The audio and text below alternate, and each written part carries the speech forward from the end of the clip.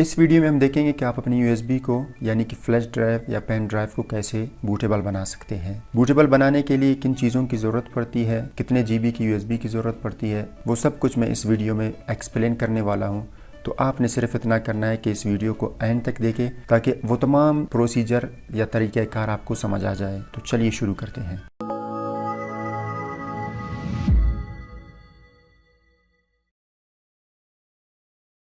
Welcome back दोस्तों। सबसे पहले आपके पास एक यूएसबी होनी चाहिए। यूएसबी 8 जीबी का होना चाहिए, क्योंकि उससे कम होगा तो आईएसओ फाइल हो सकता है, उससे बड़ा हो तो मसला होगा। तो मिनिमम आपके साथ 8 जीबी यूएसबी का होना लाजमी है। उसके बाद आपके साथ एक आईएसओ फाइल जो विंडोज़ आप करना चाह रहे हो और एक वो सॉफ्टवेयर जिसके थ्रू आप यूएसबी को बूटेबल बनाना चाहते हैं। तो यहाँ पे डेस्कटॉप पे देखिए, एक है Ubuntu 20.04 आईएसओ फाइल है। मैं इसको यूएसबी में डालूंगा और इस सॉफ्टवेयर के थ्रू, और दूसरा मेरे साथ है सॉफ्टवेयर रूफज 3.18 वर्जन का अपडेट वर्जन है जो मैंने डाउनलोड किया है। तो ये दोनों चीज़ें आपको ज़रूरत पड़ती है। इन दोनों चीज़ों को आपने डाउनलोड करना है। डाउनलोड कैसे करना है, कहाँ से करना है, वो भी अभी बताऊंगा। तो इनको डाउनलोड करने के लिए सबसे पहले आपने अपने ब्राउज़र के अंदर जाना है। ब्राउज़र के अंदर जाने के बाद यहाँ पे आपने सर्च बार पे लिखना है रूफज RUFUS। उसके बाद ये जो फर्स्ट वाला आपको मिलेगा, ये फर्स्ट वाले पे क्लिक करके इसको न्यू टैब में ओपन करेंगे। कुछ इस तरह से इंटरफेस आपको शो हो जाएगा। आपने स्क्रॉल डाउन करना है, थोड़ा नीचे आना है। नीचे आने के बाद यहाँ पे आप लोग देखिए रूफज 3.18 अपडेट वर्जन है इसका, और 1.3 MB की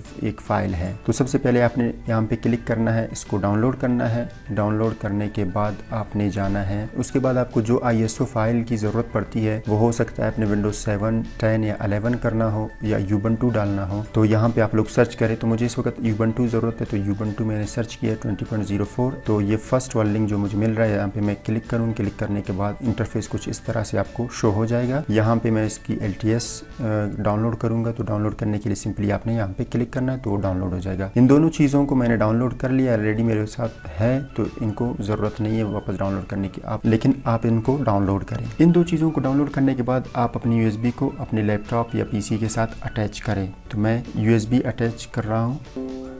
ये देखिए USB यहाँ पे अटैच हो गया है, प्रॉपरली काम कर रहा है USB को अटैच करने के बाद आपने जाना है माई कंप्यूटर के अंदर। माई कंप्यूटर के अंदर आने के बाद यहाँ पे आप लोग देखें USB मेरे साथ इस वक्त अटैच है, 28 GB की USB है। तो अब इसको बनाएंगे हम बूटेबल। कैसे बूटेबल बनाएंगे, इसको आपने मिनिमाइज़ करना है। मिनिमाइज़ करने के बाद जो सॉफ्टवेयर आपने डाउनलोड किया है रूफज का, आपने इसके ऊपर डबल क्लिक करना है। डबल क्लिक करने के बाद कुछ इस तरह से इंटरफेस शो हो जाएगा। तो इसको आपने यस करना है।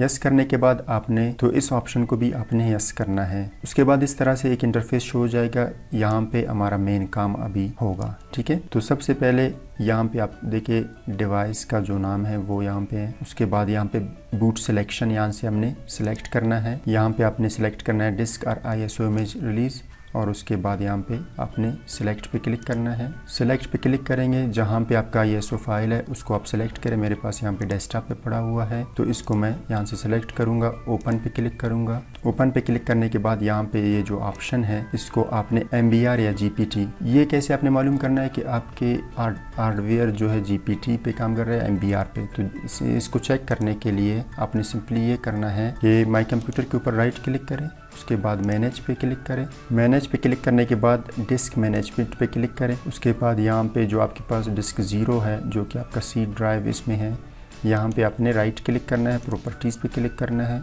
और यहाँ से वॉल्यूम पे जाना है। यहाँ पे आप लोग देखिए पार्टीशन स्टाइल ये है GPT हमारे पास। तुम्हें पता चल गया कि GPT है, तो ओके करें सिंपली। इनको वापस आपने क्लोज करना है। उसके बाद यहाँ पे आपने MBR की जगह पे GPT क्लिक करें, और ये ऑलरेडी सिलेक्ट हो चुका है। उसके बाद ये देखिए हमारे पास ये जो हमने यहाँ पे सिलेक्ट किया था ISO फाइल, वो यहाँ पे हमारे पास शो हो रहा है। और उसके बाद यहाँ पे ये डिफ़ॉल्ट रहने देना है अपने। उसके बाद आपने सिंपली स्टार्ट पे क्लिक करना है, ओके पे क्लिक करें। उसके बाद ये जो पॉपअप शो हो जाएगा, इसको आपने ओके करना है। यहाँ पे देखिए इसका बूटेबल होना स्टार्ट हो गया है। थोड़ा टाइम लेगा, इंतज़ार करना है अपने। दोस्तों प्रोसेस अभी तक चल रहा है, अभी फाइनलाइज होगा। ये डिपेंड करेगा आपके कंप्यूटर की स्पीड पे कि कितना फास्ट आपका कंप्यूटर है, उसी हिसाब से चलेगा। तो ये थोड़ा टाइम लेगा, इसके लिए आपने परेशान नहीं होना है। तो इस वक्त पूरा हो गया है, फाइनलाइजिंग हो रहा है, अभी ये रेडी है, ठीक है।